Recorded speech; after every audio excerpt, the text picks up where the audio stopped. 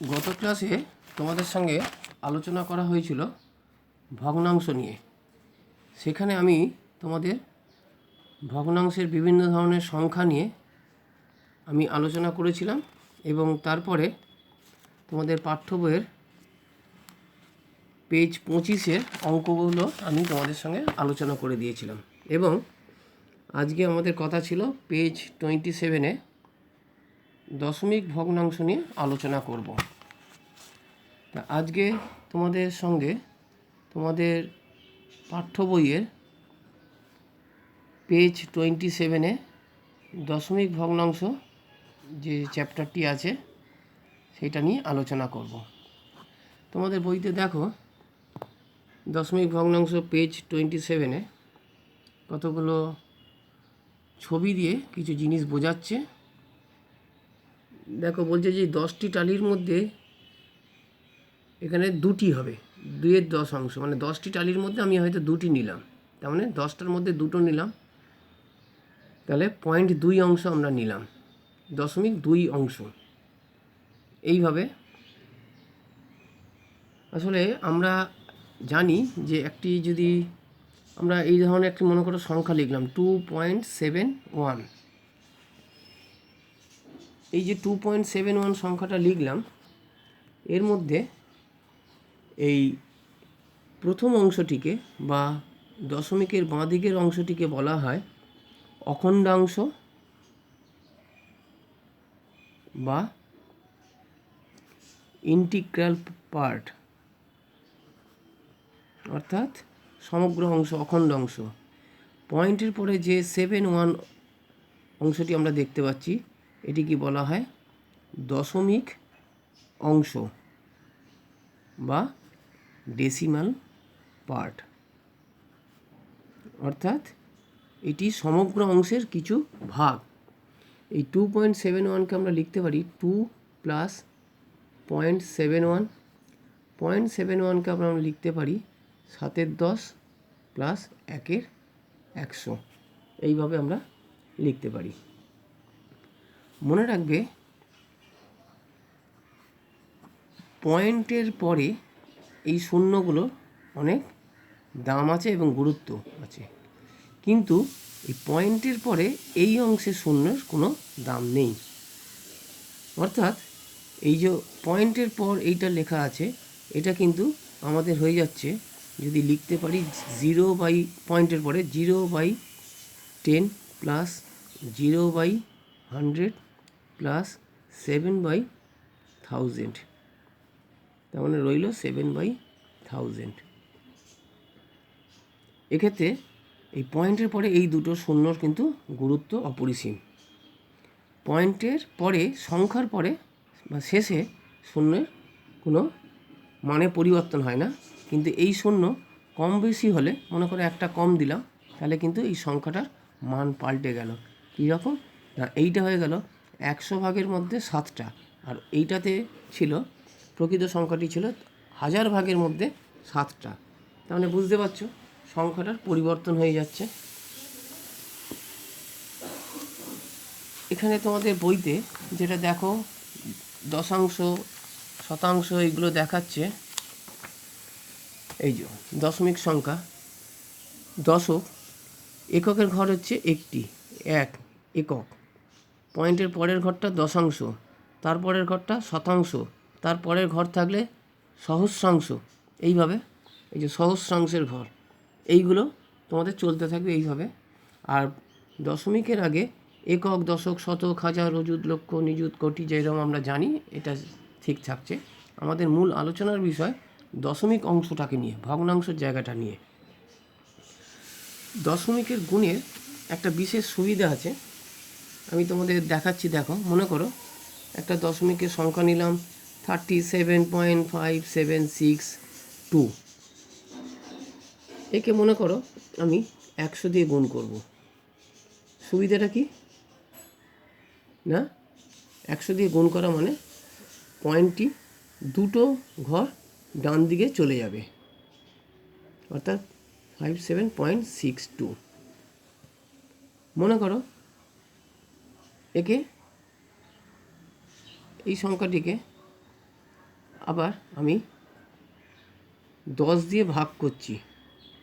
10 দিয়ে ভাগ করা মানে পয়েন্টটা বাঁ দিকে এক ঘর সরে যাবে, অন্যান্য সংখ্যা অপরিবর্তিত থাকবে।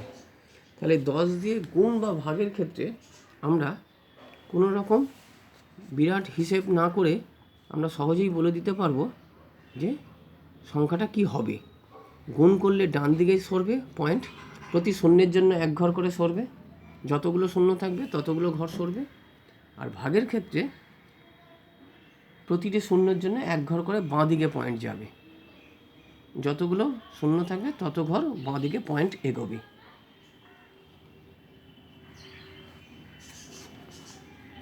তোমাদের বইতে দেখতে পাচ্ছ, এখানে দেখো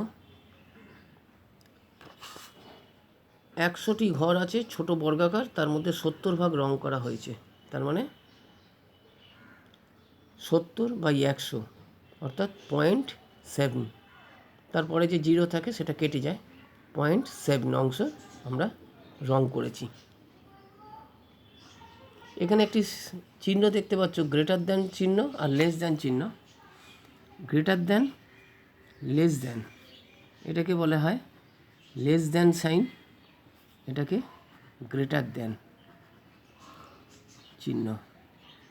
অর্থাৎ গ্রেটার দ্যান চিহ্নে বড় সংখ্যাটা বাঁ দিকে থাকে, 5 গ্রেটার দ্যান 7 গ্রেটার দ্যান 5। আর এইখানে উল্টো থাকে, 5 লেস দ্যান 7, ছোট সংখ্যাটা বাঁ দিকে, বড় সংখ্যাটা ডান দিকে। যদি ভগ্নাংশের হয়, যেটা তোমাদের বইতে আছে বোধহয় পড়ে, ভগ্নাংশের যদি হয় ছোট বড় সংখ্যা নির্ণয় করা, হ্যাঁ এইখানে আছে।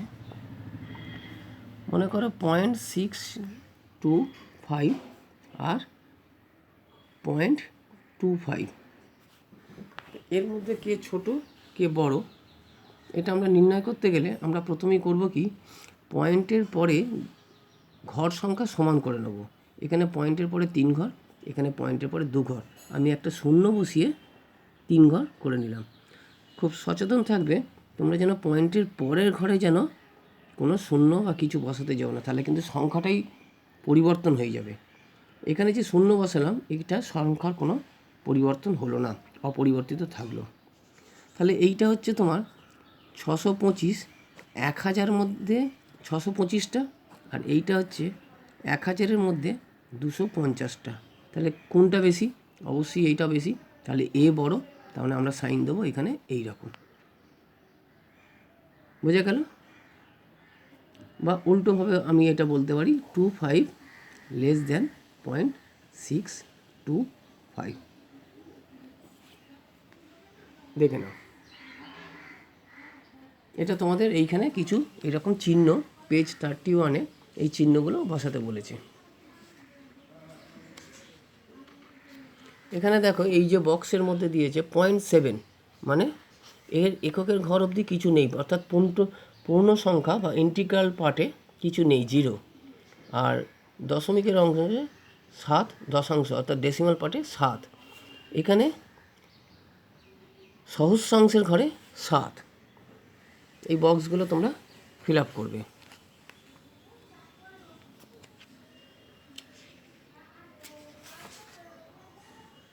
এখানে দশমিকের ভগ্নাংশের কিছু যোগ বিয়োগ দেখানো হয়েছে, এগুলো হয়তো তোমরা আগে করেছো, তবুও একবার বলে দিচ্ছি, খেয়াল রাখবে।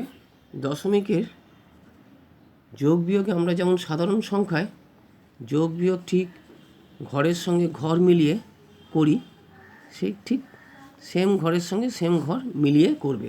অর্থাৎ সহস্রাংশের ঘরের সঙ্গে সহস্রাংশের ঘর যোগ হবে। মাঝে মাঝে 3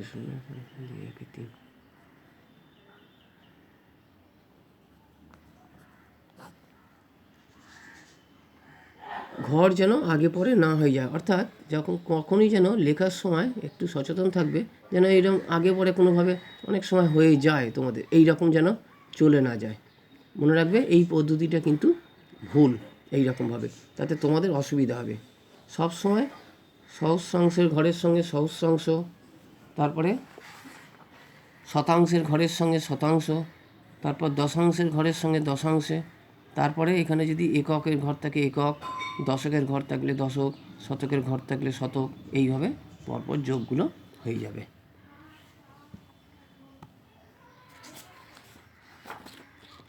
এরপর তোমাদের বইতে দেখা যাচ্ছে এই জায়গাগুলো কোষে দেখি 1.4, কোষে দেখি 1.4-এর অঙ্কগুলো আমি একটু বলে দিচ্ছি।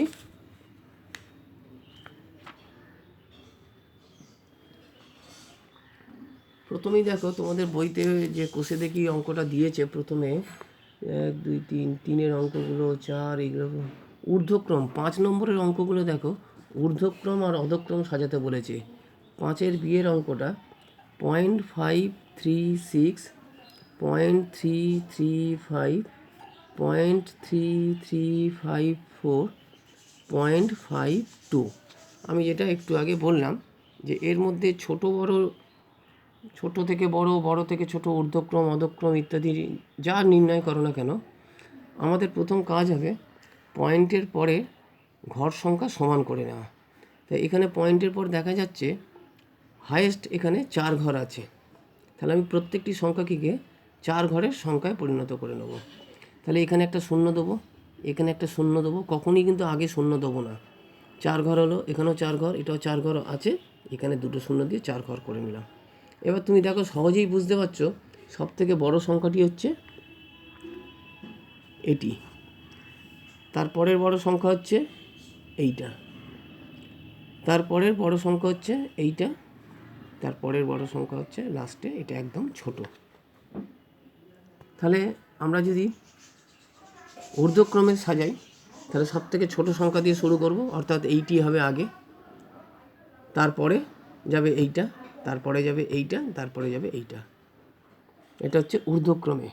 আর যদি অধক্রমে হয় সব থেকে বড়োটা আগে, তারপরে এইটা 2 নম্বর, তারপরে এইটা 3 নম্বর, তারপরে এটা 4 নম্বর। ঊর্ধ্বক্রম অধক্রম। 5-এর অঙ্কগুলো এইভাবে তোমাদের সাজাতে বলেছে। এরপরে দেখো 10-এর এ বলছে 6 দশমাংশ, অর্থাৎ 6 দশমাংশ 10 ভাগে 6 মানে 0.6, 9 শতাংশ মানে 9/100 মানে 0.09। এইভাবে তোমাদের চলতে থাকবে। ডিএরটা বলছে 203.45।